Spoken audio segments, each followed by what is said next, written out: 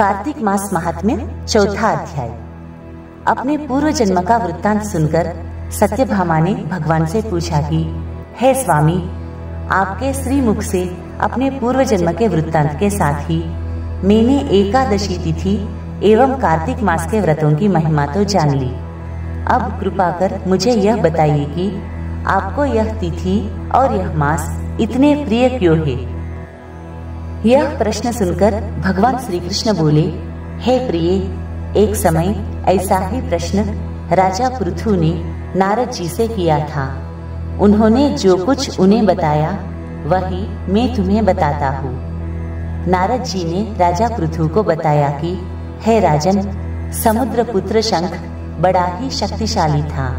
उसने अपनी शक्ति से इंद्रादि देवताओं को स्वर्ग से च्युत कर दिया, लोकपालों से उनके अधिकार छीन लिए। उसके डर से देवराज इंद्र, देवतागण एवं समस्त लोकपाल मेरुगिरी की कंदराओं में जाकर छिप गए। शंख उन्हें खोजने लगा, मगर जब वह उन्हें कहीं भी न खोज पाया तो उन्हें सामने आने के लिए विवश करने की मंशा से दूसरे उपाय सोचने लगा। तब उसे एक उपाय सूझा। उसने सोचा कि देवताओं की समस्त शक्ति तो उनका ध्यान और स्तवन ही है, क्यों न उनसे उनकी यह शक्ति छीन ली जाए। यह सोचकर उसने समस्त वेदों एवं उनसे संबंधित ज्ञान ग्रंथों का हरण कर लिया और जल में जाकर रहने लगा। अब तो ब्रह्मा जी सहित सभी देवता व्याकुल हो उठे। तब सभी देवताओं को लेकर ब्रह्मा जी भगवान विष्णु की शरण में गए। उस समय विष्णु भगवान क्षीर सागर में शयन कर रहे थे। यह देखकर देवता उनकी स्तुति करने लगे, प्रार्थना करने लगे कि प्रभु आंखें खोलो। भगवान ने उनकी स्तुति से प्रसन्न होकर नेत्र खोले और सभी देवताओं को अत्यंत दीनहीन अवस्था में अपने सम्मुख खड़े देखकर उन्होंने पूछा, हे देवगणों, यह तुम्हारी क्या हालत बनी हुई है? किसने तुम्हें इस अवस्था में पहुंचाया है? अपने आने और अपनी ऐसी अवस्था का कारण बताओ। सभी देवताओं ने बारंबार भगवान को प्रणाम किया और कहा कि प्रभु, हम शंखासुर के कारण इस दीन अवस्था को पहुंचे हैं। उस दुष्ट ने हमें स्वर्ग से निकाल दिया है और समस्त वेदादि ग्रंथों का हरण कर जल में जाकर छिप गया है, जिससे देवताओं की शक्तियां क्षीण हो गई है। हे भक्तवत्सल, हे शरणागत वत्सल, हम आपकी शरण है, हमारा दुख दूर कीजिए। देवताओं की विनती सुनकर भगवान श्री हरि विष्णु ने कहा, हे देवताओं, मैं तुम्हारा मनोरथ पूर्ण करूंगा। कार्तिक मास के शुक्ल पक्ष की एकादशी जो प्रबोधिनी कही जाती है, उस दिन मैं तुम्हारे कल्याण के लिए यत्न करूंगा। हे देवो, समुद्र पुत्र शंखासुर द्वारा समस्त वेद ज्ञान जो जल में छिपाया गया है, मैं उस असुर का वध कर तुम्हें वापस ला कर दूंगा।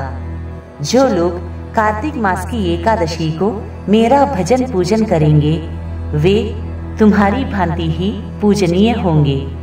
तुमने मुझे आज एकादशी वाले दिन जगाया है, अतः यह एकादशी तिथि मुझे विशेष प्रिय होगी।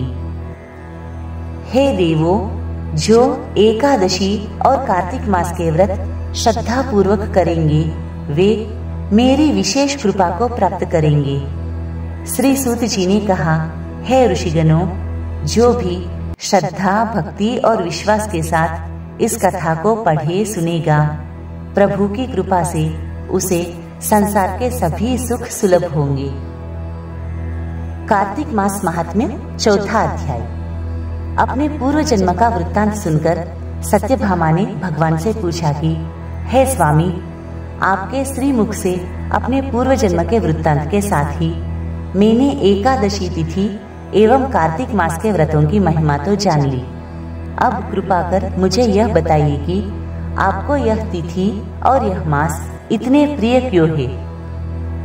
यह प्रश्न सुनकर भगवान श्री कृष्ण बोले, हे प्रिय, एक समय ऐसा ही प्रश्न राजा पृथु ने नारद जी से किया था। उन्होंने जो कुछ उन्हें बताया वही मैं तुम्हें बताता हूँ।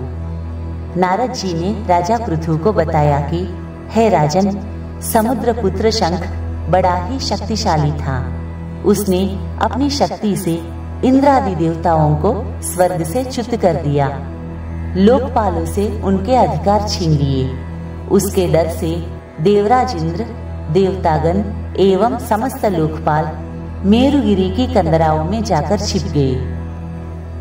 शंख उन्हें खोजने लगा, मगर जब वह उन्हें कहीं भी न खोज पाया तो उन्हें सामने आने के लिए विवश करने की मंशा से दूसरे उपाय सोचने लगा। तब उसे एक उपाय सूझा। उसने सोचा कि देवताओं की समस्त शक्ति तो उनका ध्यान और स्तवन ही है, क्यों न उनसे उनकी यह शक्ति छीन ली जाए। यह सोचकर उसने समस्त वेदों एवं उनसे संबंधित ज्ञान ग्रंथों का हरण कर लिया और जल में जाकर रहने लगा। अब तो ब्रह्मा जी सहित सभी देवता व्याकुल हो उठे। तब सभी देवताओं को लेकर ब्रह्मा जी भगवान विष्णु की शरण में गए। उस समय विष्णु भगवान क्षीर सागर में शयन कर रहे थे। यह देखकर देवता उनकी स्तुति करने लगे, प्रार्थना करने लगे कि प्रभु आंखें खोलो। भगवान ने उनकी स्तुति से प्रसन्न होकर नेत्र खोले और सभी देवताओं को अत्यंत दीनहीन अवस्था में अपने सम्मुख खड़े देखकर उन्होंने पूछा, हे देवगणों, यह तुम्हारी क्या हालत बनी हुई है? किसने तुम्हें इस अवस्था में पहुंचाया है? अपने आने और अपनी ऐसी अवस्था का कारण बताओ। सभी देवताओं ने बारंबार भगवान को प्रणाम किया और कहा कि प्रभु, हम शंखासुर के कारण इस दीन अवस्था को पहुंचे हैं। उस दुष्ट ने हमें स्वर्ग से निकाल दिया है और समस्त वेदादि ग्रंथों का हरण कर जल में जाकर छिप गया है, जिससे देवताओं की शक्तियां क्षीण हो गई है। हे भक्तवत्सल, हे शरणागत वत्सल, हम आपकी शरण है, हमारा दुख दूर कीजिए।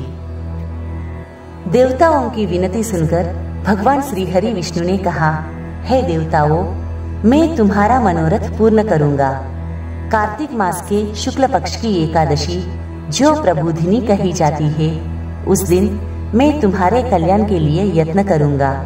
हे देवो, समुद्र पुत्र शंखासुर द्वारा समस्त वेद ज्ञान जो जल में छिपाया गया है, मैं उस असुर का वध कर तुम्हें वापस ला कर दूंगा।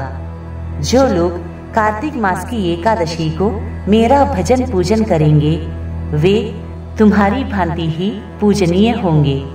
तुमने मुझे आज एकादशी वाले दिन जगाया है, अतः यह एकादशी तिथि मुझे विशेष प्रिय होगी। हे देवो, जो एकादशी और कार्तिक मास के व्रत श्रद्धा पूर्वक करेंगे, वे मेरी विशेष कृपा को प्राप्त करेंगे। श्री सूत जी ने कहा, हे ऋषिगणों, जो भी श्रद्धा, भक्ति और विश्वास के साथ इस कथा को पढ़े सुनेगा, प्रभु की कृपा से उसे संसार के सभी सुख सुलभ होंगे।